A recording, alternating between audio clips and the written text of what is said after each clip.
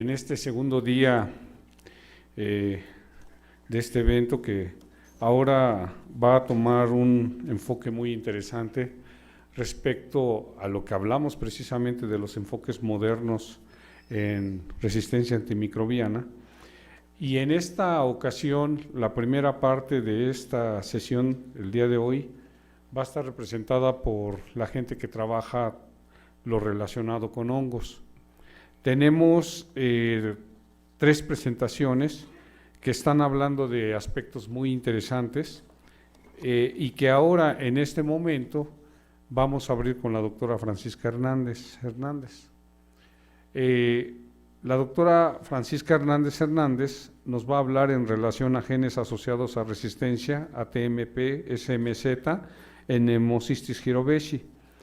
La doctora Francisca Hernández es médico cirujano por parte de la Escuela Superior de Medicina del Poli, tiene maestría y doctorado en Ciencias Biomédicas, ha sido micóloga desde que se formó, tiene una amplia experiencia en micología al grado de que, haciéndole un poquito de propaganda, se ha venido encargando en los últimos años del diplomado en micología médica, que ha tenido un impacto nacional e internacional interesante.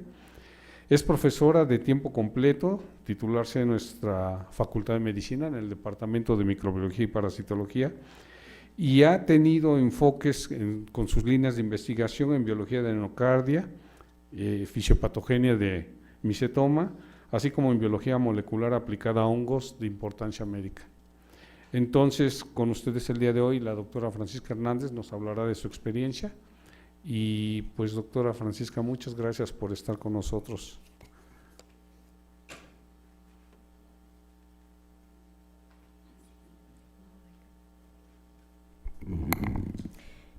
Buenos días a todos, gracias doctor Ambrosio por la presentación y por supuesto a todos los organizadores de este evento por el espacio que nos otorgan a la micología médica. Bien, vamos a abordar un poco sobre genes de resistencia que han estado asociados sobre todo al efecto que tiene el trimetoprim sulfametoxazol en Pneumocystis jirovecii. Nada más como un enfoque muy general, a diferencia de lo que sucede con las infecciones causadas por bacterias, el número de antifúngicos que se utilizan habitualmente en la práctica clínica es muy reducido, como pueden ver ahí.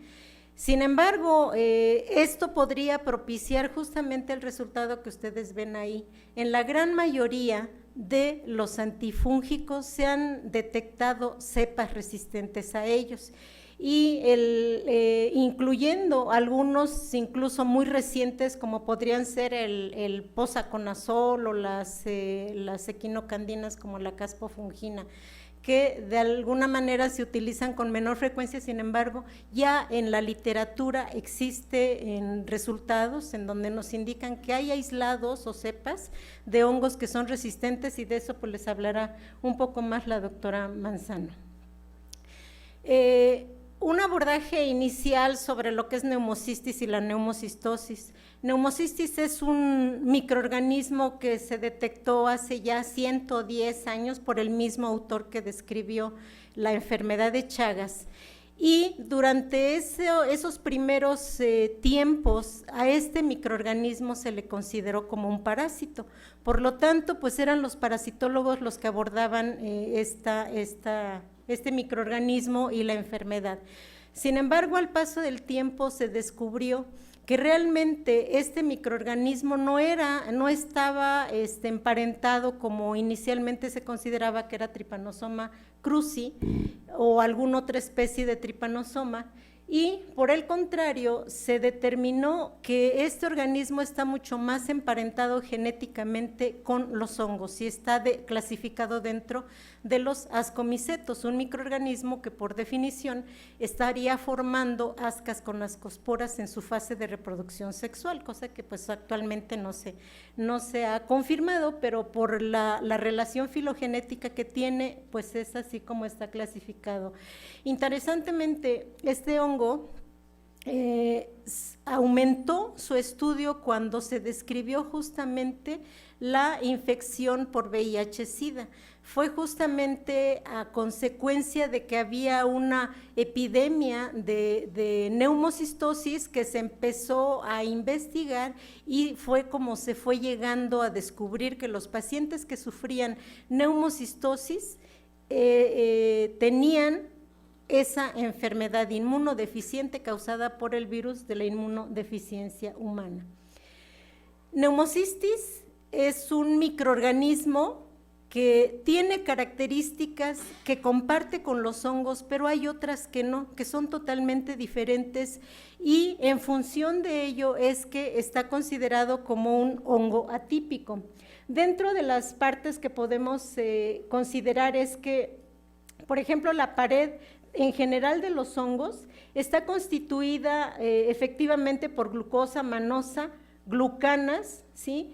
Y particularmente por quitina. Y este hongo, pues justamente en algunas de las formas que tiene, no tienen quitina y eso lo hace diferente del resto de los hongos. Por otro lado, este hongo tiene genes que codifican para la dihidropteroato sintetasa y la dihidrofolata reductasa, que sabemos que están mucho más estudiadas en otros parásitos y también en las bacterias. En consecuencia, a tener estos genes, tiene los elementos que hacen que su respuesta antibiótica sea directamente inducida por el trimetoprim sulfametoxazol. La membrana celular de la mayoría de hongos contiene ergosterol, que es el principal blanco terapéutico de los antifúngicos. Sin embargo, en este caso, Neumocistis tiene colesterol, que es pues obviamente es un lípido que está mucho más asociado a los eucariontes superiores, en este caso como es el humano. Entonces, por tener estas moléculas, los antifúngicos que están diseñados para evitar la síntesis del ergosterol no tienen efecto sobre este microorganismo y por eso es que se utiliza básicamente el trimetoprim sulfametoxazol para tratarlo. Al igual que otras micosis, también se adquiere por vía respiratoria y uno de los aspectos que ha dificultado mucho su estudio y es esto de que no se ha logrado obtener en cultivo y entonces todos los estudios que hay son por otros medios, pero no a partir de cultivos. Con todo esto se considera a Neumocistis como un hongo atípico. Hay varias especies de hongos de Neumocistis y estos están generalmente asociados a un hospedero. Entonces se dice que Neumocistis es hospedero específico. Las diferencias obviamente son en función de su secuencia genética de ciertos genes, pero se sabe que en muchos otros mamíferos existe Neumocistis, pero no les han dado nombres de especies, solamente hablan, por ejemplo, de Neumocistis del hurón o Neumocistis del murciélago. Pero bueno, finalmente recordemos que Neumocistis girovesi es la especie que afecta al ser humano. Durante muchos años, igual que como sucedió al principio de la descripción de los casos de neumocistosis, la enfermedad está principalmente asociada a las personas que tienen VIH-Sida.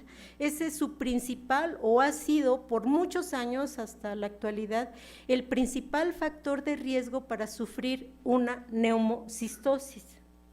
Sin embargo, al paso de los años hay otras enfermedades y en particular las personas que están sometidas a inmunodepresión porque van a ser sometidas a trasplante, son las personas que están tomando un nivel de infección muy elevado y alarmante, pero obviamente hay otras condiciones que están favoreciendo esta enfermedad. En un estudio que ya tiene algunos años en el INER, hace su reporte de que la principal infección respiratoria asociada en los pacientes que ellos reciben ingresados, la principal causa de infección es Neumocistis carini. Obviamente En varios trabajos todavía siguen hablando de Pneumocystis carini porque fue la especie o el nombre de la especie que le dieron originalmente antes que fuera Pneumocystis jirovesi. De todas maneras, pueden ustedes ver que es un porcentaje muy alto de pacientes infectados por el virus de la inmunodeficiencia humana. Y en un trabajo más reciente se calcula que a nivel mundial anualmente existen 500,000 casos nuevos de neumonía por este microorganismo, en segundo lugar después de la candidosis invasiva. Sin embargo, es importante considerar que hay algunos trabajos que hablan de que la infección por neumocistis es mucho más frecuente que la candidosis. Entonces, pues bueno, eso depende obviamente de los autores que están haciendo la publicación respectiva. Neumocistis tiene como característica que se une o se adhiere a los neumocitos de tipo 1, que son este tipo de células. Normalmente neumocistis se une a ese neumocito y realmente soy de la idea de que en algún momento a neumocistis se le va a considerar como parte de la microbiota normal. ¿Por qué? Porque el humano desde temprana edad se está colonizando con este hongo y normalmente vive ahí. En un trabajo que publicó el doctor Calderón en Población Universitaria Española, detectó que el 50% de las personas son portadoras de neumocistis, y si nosotros nos hiciéramos un estudio, ahorita seguramente más de uno saldríamos con neumocistis, pero está ahí tranquilo mientras nuestras condiciones de inmunidad se encuentren normales. Pero el problema es cuando vienen los factores de oportunismo, cualquiera que sea. Entonces neumocistis, que es esta célula que está aquí totalmente adherida al neumocito, estos neumocistis van a multiplicarse y en consecuencia van a propiciar la producción de un exudado espumoso en esta zona, y eso va a limitar el intercambio gaseoso y va a ser la responsable, esa producción, o sea, tanto de células como de exudados, van a ser los responsables de crear la sintomatología respiratoria, que en condiciones graves es de insuficiencia. No hay características sintomáticas típicas de una neumocistosis, ni radiológicamente, ni por estudios de tomografía, no hay datos específicos. Pueden compartir imágenes e incluso sintomatología con cualquier otra enfermedad respiratoria, y para hacer el diagnóstico se requiere detectar al parásito en las muestras. La muestra, digamos, más adecuada para buscar a neumocistis es el líquido de lavado broncoalveolar o el esputo inducido. Estas son las dos muestras principales, digamos, en condiciones pues más comunes, porque pues podríamos hablar de una biopsia, pero para hacer un diagnóstico de una neumocistosis pues está muy agresivo solicitar una biopsia pulmonar, a menos que se la hagan por otros motivos. Pero los procedimientos tintoriales son básicamente Giemsa y la tinción de Grocott. La tinción de Giemsa tiñe los núcleos de las formas tróficas, que ese es otro detalle. En neumocistis no se habla, como les decía, de ascas o ascosporas, que sería el nombre que deberían de recibir por naturaleza las estructuras de este hongo, pero aquí siempre en todos los trabajos, en todos los artículos se refieren a las estructuras morfológicas de neumocistis como formas tróficas, que son todos estos puntitos que ustedes ven aquí, son las formas tróficas, y las formas quísticas generalmente se identifican porque tienen 8 núcleos. Bueno, esto es con una tinción de Giemsa, con una tinción de Paz que tiñe tanto el núcleo como la pared del hongo, pero también se cuenta con procedimientos moleculares como es la PCR nidada o bien la PCR tiempo real. El tratamiento de elección para esta patología durante mucho tiempo ha sido y sigue siendo el trimetoprim sulfametoxazol, aunque hay otros medicamentos que eventualmente se pueden usar, sobre todo cuando el paciente tiene alguna contraindicación para usar estos medicamentos. Y el otro aspecto es que ninguno o la gran mayoría de estos medicamentos, ninguno tiene o son antifúngicos clásicos, todos son más bien antiparasitarios, ¿sí? Como la pentamidina o la tobacuna básicamente se utilizan para controlar infecciones parasitarias o infestaciones parasitarias, pero en el caso de neumocistis es básicamente trimetoprim sulfametoxazol.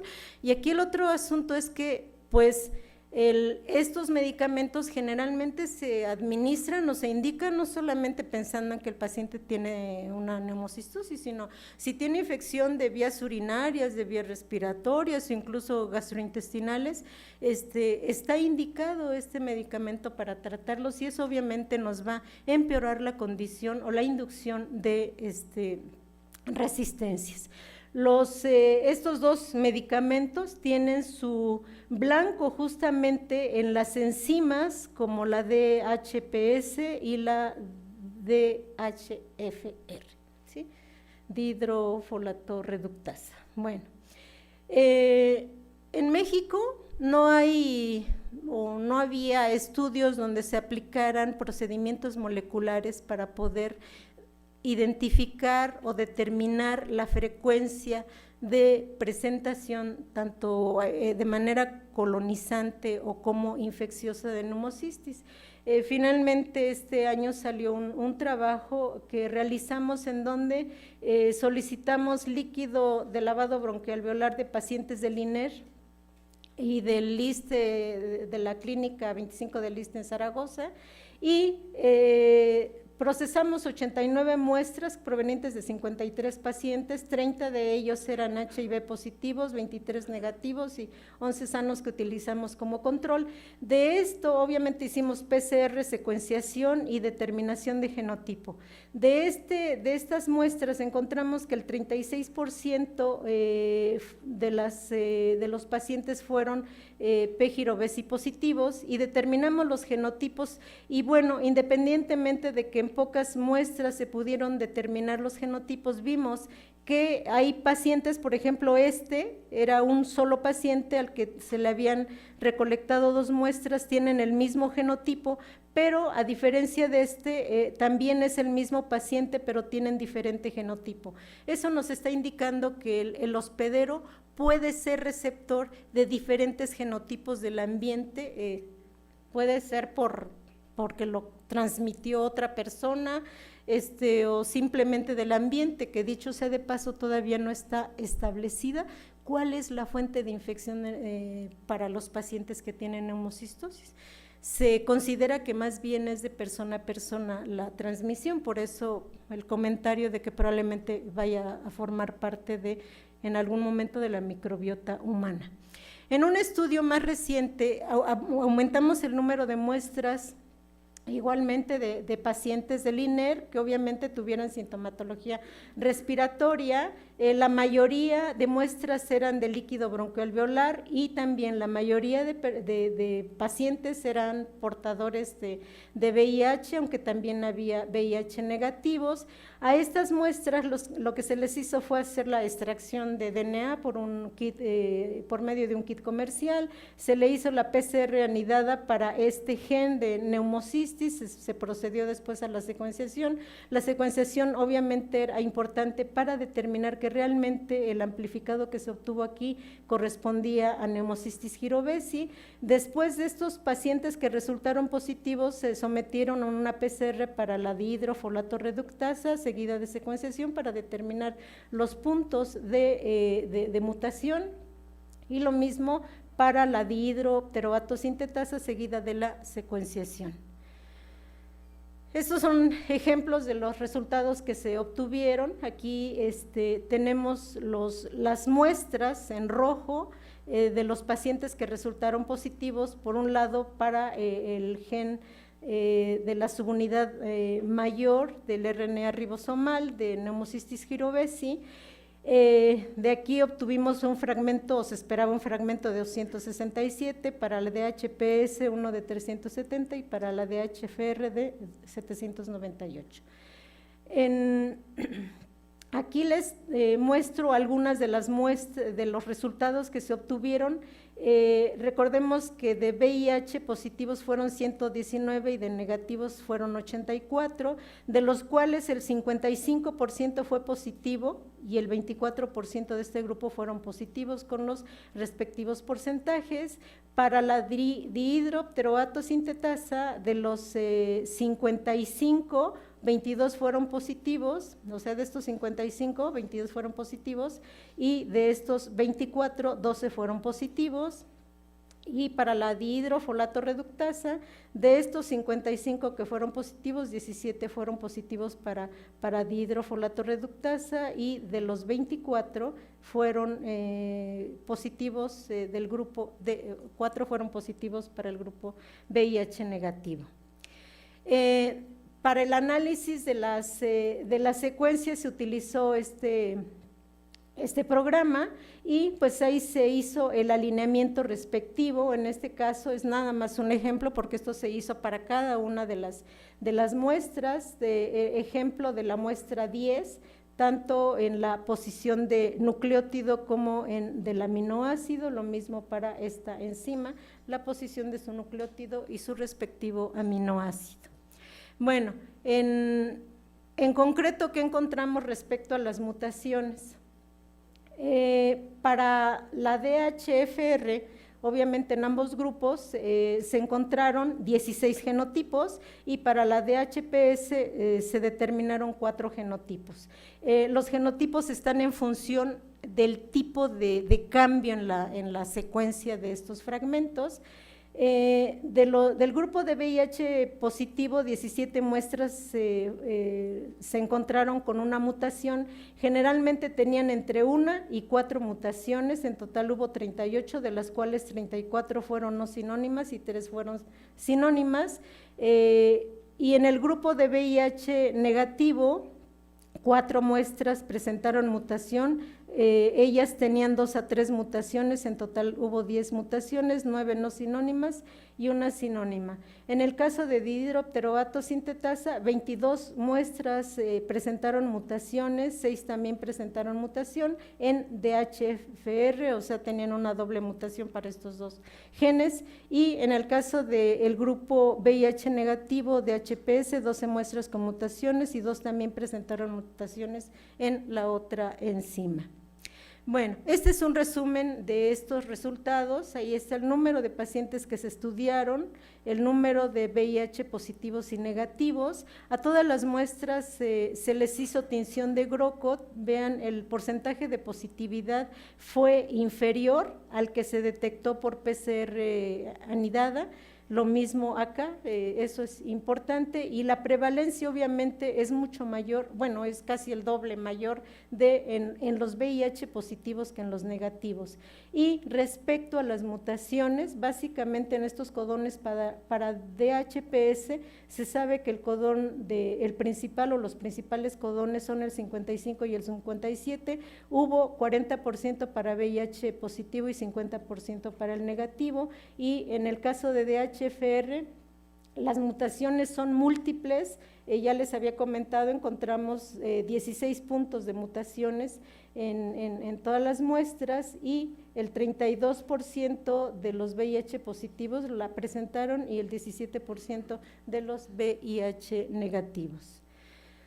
¿Cómo está la situación en otros países? Pueden ustedes ver ahí que probablemente Alemania, esto corresponde nada más a un paciente, tiene del número de personas que estudiaron, solamente 1 presentó una mutación, lo cual representó el 1.2%, pero en el resto de países, pues el número de mutaciones que han reportado cada uno es importante. Y vean en el caso de Estados Unidos cómo tiene el número de mutaciones más alto. Hay otros donde pues definitivamente no hay, y en el caso de este estudio que acabo de presentar, pues está entre el 40 y el 50% dependiendo de su condición de VIH. Con esto, pues obviamente tenemos uno de los porcentajes de mutaciones asociados a resistencia más altos que hay. Muchos de estos estudios están respaldados por el estudio clínico de los pacientes. Entonces, hay reportes de casos, aquí solamente les presento dos, de personas, de pacientes que han sido resistentes al tratamiento, pero una vez que les dan primero el tratamiento con trimethoprim sulfamethoxazol, no responden, después les hacen su estudio sobre estos genes asociados a resistencia y resulta que presentan mutaciones en esos genes. Entonces, pues eso está respaldando que esta alteración genética en los genes de neumocistis, pues sí están influyendo en el resultado, sea del tratamiento o de la prevención contra la neumocistosis. Y se considera que lo que hacen estos medicamentos es que van a alterar el sitio de acción del trimethoprim sulfamethoxazol. Entonces, el cambio en ese sitio activo de la enzima es lo que va a propiciar esa resistencia al medicamento. Por si fuera poco, también con mayor número, a medida que pasa el tiempo, hay reportes, aquí también les presento solamente dos, de trabajos que indican que están apareciendo nuevos puntos de mutación en los genes de esta enzima de neumocistis o estas enzimas de neumocistis. A manera de conclusión, y pues obviamente muy sintética, es que en México el porcentaje de detección de neumocistis girovesi en muestras de líquido de lavado broncoalveolar está aumentando. En un primer estudio les comenté que hubo un 36% de positividad, ahora encontramos 46% en este segundo estudio, y eso pues nos está diciendo que el problema o la colonización e infección por P. girovesi está aumentando. Por otro lado, también el porcentaje de mutaciones asociadas a resistencia a trimethoprim sulfamethoxazol es elevado respecto a las otras poblaciones que están reportadas en la literatura. Y aquí algo que en este trabajo ya no se realizó fue establecer una correlación entre el resultado de la presencia de neumocistis o de mutaciones asociadas a resistencia con el resultado de un tratamiento o de una prevención en estos pacientes, cosa que esperamos hacer en un futuro. Y por supuesto, algo de lo que ya se habló bastante ayer es que tenemos que hacer un uso racional de las indicaciones de antibióticos que se administran a los pacientes por cualquier causa.